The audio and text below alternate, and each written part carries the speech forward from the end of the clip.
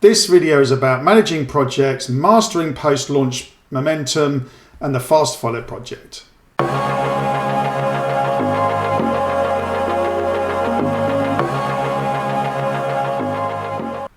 Okay, so in this video, I'm going to look at why sometimes we tend to lose a bit of momentum after we've done the first phase of our project. We've launched it, we've come to set up the second phase of the project, a fast follow or whatever, and then we just seem to sort of crash in terms of our momentum. So I'm going to look at what the impact of that is. I'm going to look at 3 different ways that we can minimize the impact of that in your project right now. And I'm going to give you a bonus 4th tweak so that you can set up your projects in future so you minimize any loss of momentum. Okay, so let's take a step back for a moment. So why do we split the project up into phases? Well, typically, certainly on a larger project, we tend to split it up into at least one phase, sometimes two or three phases. And obviously the reason why we do that is because we've got quite a lot of scope, quite a lot of things to deliver. So we have to prioritize what we're going to deliver first. And then what we do is we choose a sort of a core set of scope that we're going to deliver in the first phase. We go launch with that, and then we run a second phase, or a fast follow phase, sometimes we call it, in order to deliver all the rest of the scope. So we mop up all the final pieces of the project, and we finish the project off. So why do we tend to lose momentum when we come to do this fast follow phase or this second phase then? So it's quite understandable that you're going to lose momentum, okay, because typically in the first phase of the project, the go live or the launch phase of the project, people work really, really hard. All of the effort goes into the launch phase of the project typically. A lot of effort goes in there. People have been working really hard. Everyone's tired, basically. The delivery team are tired, the customer are tired. So inevitably, nobody really wants to think about phase 2 until after they've gone live with the first phase. And so you may not even have a plan yet for phase 2. So inevitably, you're going to get a bit of a drop in momentum once you've done the launch phase of the project. Okay, in addition to that, I think there's some other key points to make here about when you're trying to set up the fast follow phase or phase 2 of the project. So typically you quite often get, there's a whole set of tasks that need mopping up after the first phase of the project. Sometimes people have put so much effort into doing the first phase of the project that they've built a big backlog of work that needs to get addressed before they can start to look at the phase 2.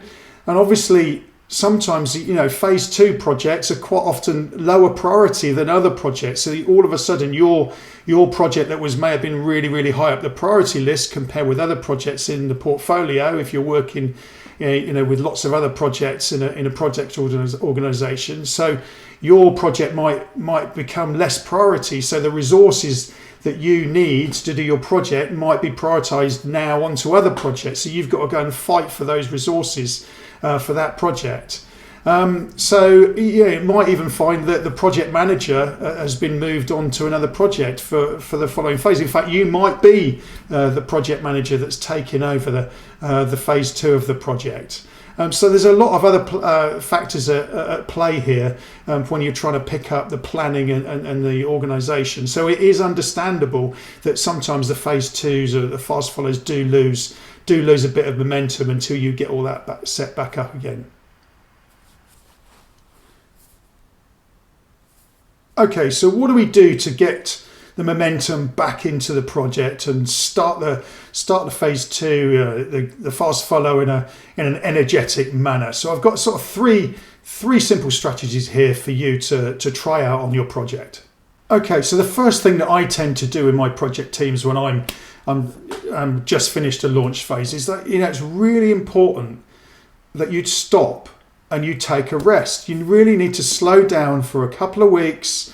You need to reset, let everybody catch their breath, and you also need to celebrate the launch, right? So everybody's put a lot of effort in, everybody's worked really, really hard, everybody's tired. You just need to just have a bit of a rest and reset for a little while before you can go again.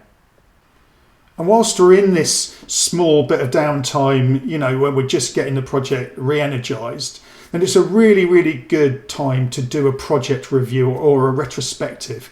And there's loads of different formats of this, but one of the formats that I like to do is I basically get everybody together, I get all the project team together, stakeholders, whoever, customers, whatever, and we go through, we do this workshop format, we probably do an hour or an hour and a half, and we sit and we work through and we say what went well on the project, what didn't go so well in the project, what we learned from the project, and we write it all down, and then we work out a set of actions based on what we've learned. And it's all in a very non-judgmental environment, and it's all about improving the way that we work and looking forward and setting up the next phase of the project to get off on a good footing. Okay, so number 2, I tend to replan and reorganize the entire phase 2 basically. So I go back to basics. I completely start as if the project is right at the start again. So I revisit the objectives. Obviously, I check that the requirements are still valid, that the deliverables, the scope that we've got to deliver, make sure that that is all still valid. And obviously, there might be some stuff that needs to be carried over from the launch phase, so we need to put that in. Then we go through a process of prioritizing all of that. We estimate the time and the effort required. Then we get all of the resources confirmed that we need to deliver the project. We make a plan and we agree the timescales. That all sounds pretty simple, but that's going to take a little bit of time to set all that up. And then, of course, make sure that it's written down in some way or other in a set of slides or a document or whatever. But it's really important that it is written down in some way. And then that gets communicated to your stakeholders and your sponsor, and they sign it off. And then you should be good to go. Okay, so the third little strategy that you need to do for the fast follow phase is you need to make sure that your governance is set up correctly. So you need to carry over any governance you had from the first phase, or you need to set up new governance. So that you need to make sure that you've got your daily stand-ups in with your team, you've got any meetings in with suppliers that you need, you're meeting with your sponsors and your stakeholders regularly, etc., etc. So it's really important that you carry on with that governance to sort of keep the project running smoothly. It's also important to implement any of the changes that were highlighted in the retrospective. So if you implement all of this governance, then you should be able to run your project pretty smoothly and move forward quite effectively.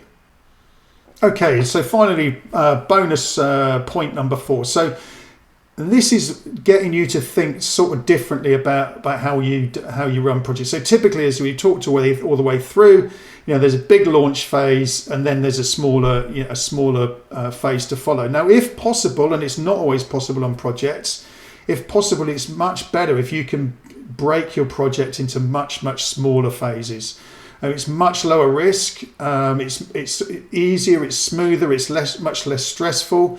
And this is sort of taken from the agile world, where the aim is to deliver lots of value to the customer over a number of iterations, etc. So it's much better to launch or go live or release more frequently, but much smaller items if you can, rather than these sort of big bang launches if you possibly can.